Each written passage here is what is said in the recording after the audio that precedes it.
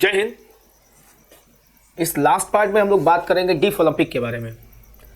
हमारी सोसाइटी, हमारी कंट्री या फिर इस प्लेनेट पे बहुत सारे ऐसे भी डिसेबल लोग हैं जो कि सुन नहीं सकते हैं, डीफ है। तो गवर्नमेंट ने या फिर इंटरनेशनल ऑर्गेनाइजेशंस ने उनको भी स्पोर्ट्स के बेनिफिट्स को या स्पोर्ट्स से मिलने वाली सारी सुविधाओं को देने के लिए बहुत सारे अरेंजमेंट या स्कीम्स को चालू किया है।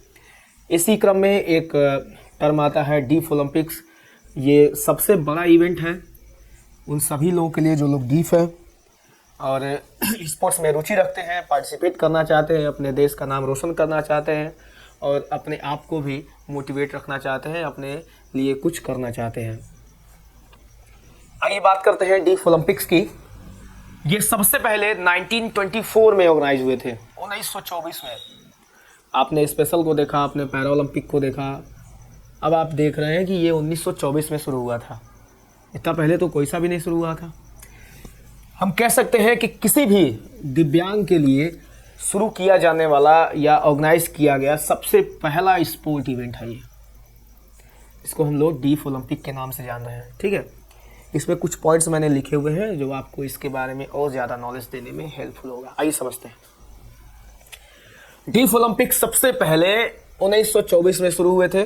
फर्स्टली ऑर्गेनाइज्ड इन 1924 पेरिस शहर में ऑर्गेनाइज हुआ था। कहाँ का है ये शहर? फ्रांस का है, ठीक है। और उस समय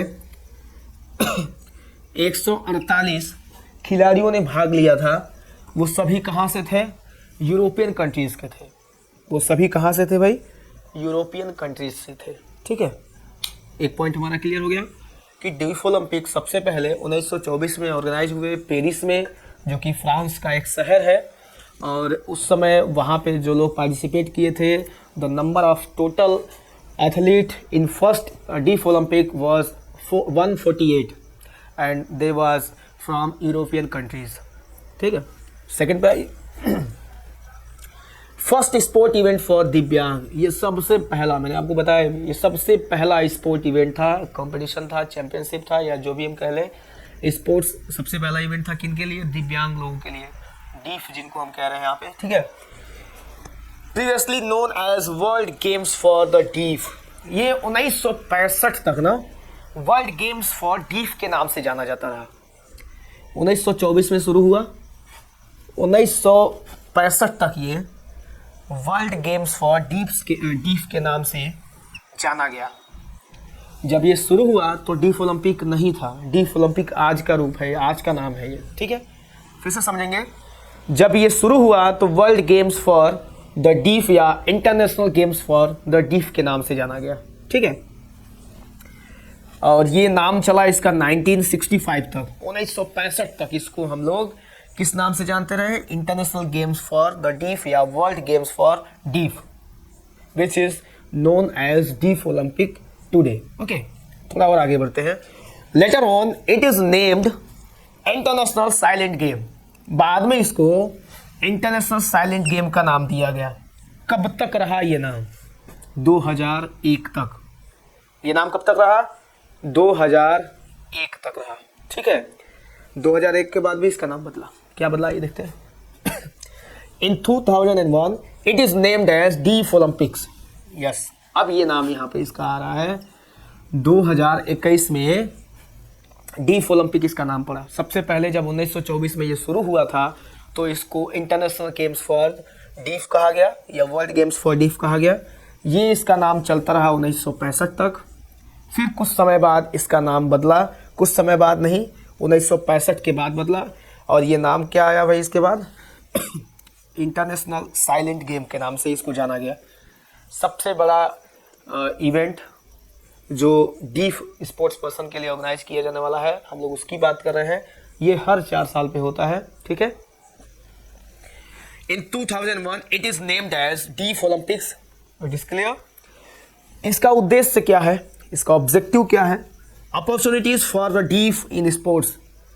इसका उद्देश्य यह है कि हमें सभी डीफ स्पोर्ट्स पर्सन्स को अपॉर्चुनिटी प्रोवाइड करना है स्पोर्ट्स की फील्ड में और उनके बेनिफिट्स को देना है, ताकि वो भी सभी बाकी लोगों के साथ कंधे से कंधा मिला के चल सके और अपने देश को आगे बढ़ाने में अपनी भागीदारी को योगदान दे पाए। ठीक है, ये भी अगर स्पोर्ट्स में हमारे देश के झंडे को ऊंचा कर रहे हैं तो वो भी हमारे देश के नाम को ऊपर बढ़ाने का काम हुआ। ठीक है, आइए ऑब्जेक्टिव हमने देख लिया, opportunities for the deaf in sports, it is clear. Next point है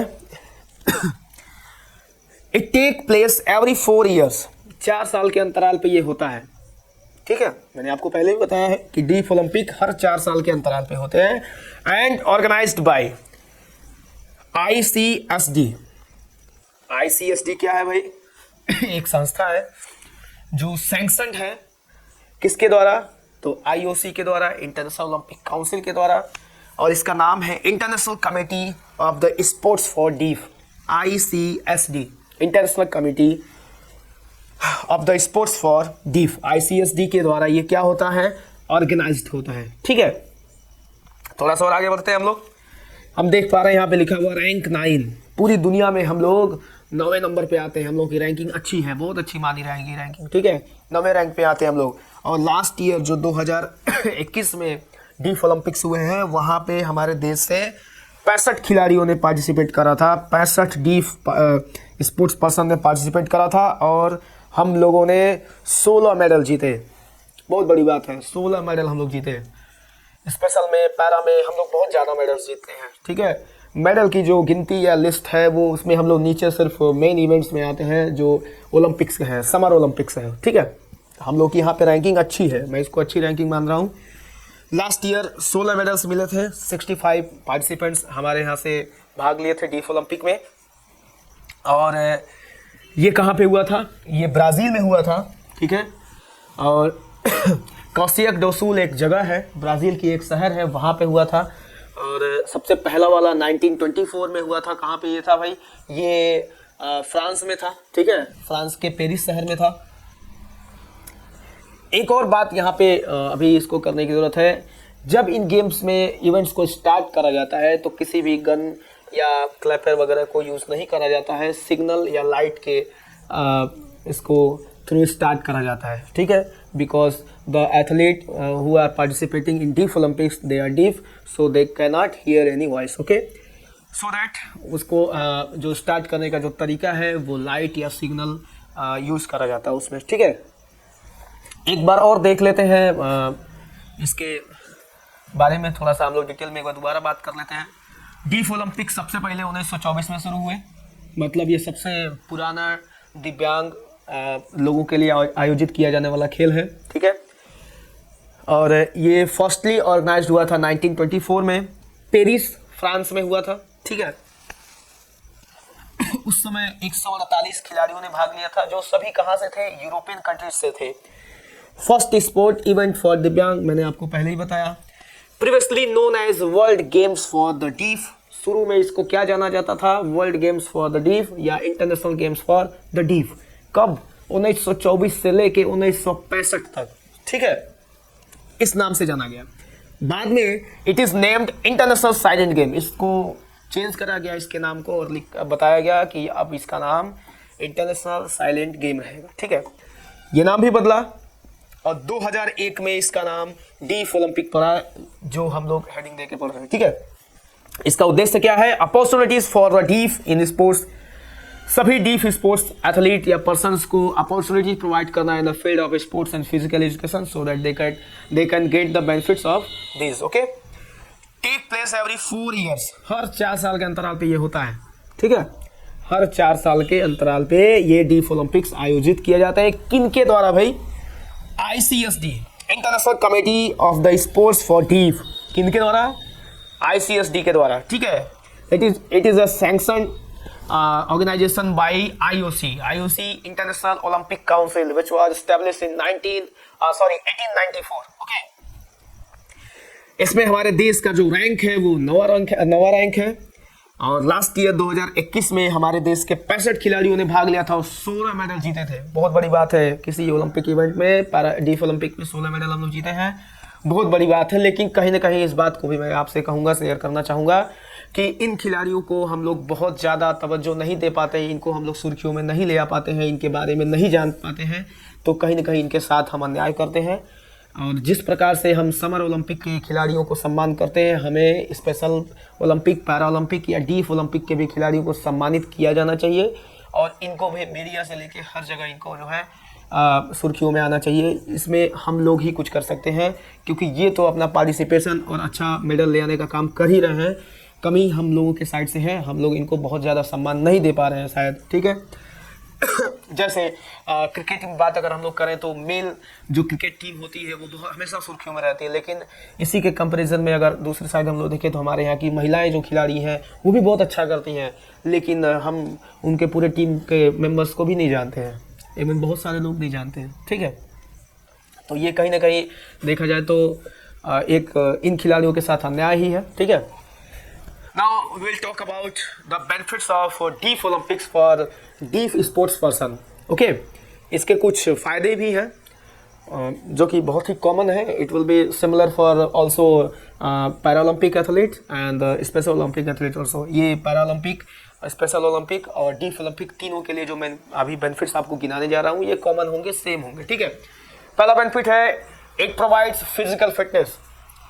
डीफ एथलीट को डीफ ओलंपिक के थ्रू फिजिकल फिटनेस प्रोवाइड होता है, तो जाहिर सी बात है अगर वो कंपटीशन के लिए तैयारी करेंगे तो उनके जो फिजिकल फिटनेस के कंपोनेंट्स हैं, फ्लेक्सिबिलिटी है, स्ट्रेंथ है, इंडोरेंस है, कोऑर्डिनेटिव एबिलिटीज़ है, स्पीड है, इन सभी में उनको इम्प्रूवमेंट होगा और वो अपनी तैयारी तभी कंप्लीट कर पाएंगे। सेकंड है बेटर साइकोलॉजिकल हेल्थ। एक खिलाड़ी मानसिक और बौद्धिक दोनों तरीके से बहुत ही मजबूत होता है और उसको ये जो योग्यता या जो एबिलिटी मिलती है वो सिर्फ और सिर्फ खेल से मिलती है, क्योंकि वो जानता है कि आज जीत है तो कल हार है, कल हार है तो परसों फिर जीत है। वो मानसिक स्तर पे और बौद्धिक स्तर पे थोड़ा सा आम लोगों की तुलना में ज़्यादा ही मेंटल टफ होता है। आगे देखिए, provides fun and recreation. Deaf Olympics या इस टाइप के इवेंट्स के थ्रू हम सभी खिलाड़ियों को क्या प्रोवाइड कर पाते हैं? फन एंड रिक्रिएशन, उनको मनोरंजन और इंजॉय का साधन दे पाते हैं। कंट्रोल वेट्स, हर खिलाड़ी के लिए स्पोर्ट्स जो है या किसी भी पर्सन के लिए स्पोर्ट्स या योगा जो है वो एक बहुत ही इम्पोर्टेंट टूल के तौर पे यूज हो सकता है अपने वेट को कंट्रोल करने के लिए, अपने आप को हेल्दी रखने के लिए, ठीक है। नॉट इवन कंट्रोल, अपना वेट आप बढ़ा भी सकते हैं with the help of exercise and yoga. Improve social abilities, हमने स्पेशल ओलंपिक की जब बात करी थी तो वहाँ पे हमने बात करा था कि ये जो इवेंट्स होते हैं it is specially for intellectual disable athletes, मतलब जो सोशल एबिलिटीज़ जिनके अंदर कम होती है उन्हें डेवलप करने में इन सभी इवेंट्स का बहुत ही इम्पोर्टेंट रोल है, इवेंट्स आई मीन स्पोर्ट्स का, ठीक है। आई होप आपको डीफ ओलंपिक के बारे में ये नॉलेज या ये जानकारी आपको समझ आई होगी, अच्छा लगा होगा। तो मैं आप सभी से ये रिक्वेस्ट करूँगा ये वीडियो अपने दोस्तों में शेयर करिए। ये कॉम्पिटिटिव एग्ज़ाम्स, सीबीएसई के एग्ज़ाम, टीजीटी, पीजीटी, हर तरह के एग्ज़ाम्स के लिए बहुत ही इंपॉर्टेंट है। बहुत सारे क्वेश्चंस यहाँ से आपको वन लाइनर फॉर्म में मिल सकते हैं, एमसीक्यूज़ के फॉर्म में मिल सकते हैं। एनीवे, थैंक यू, जय हिंद।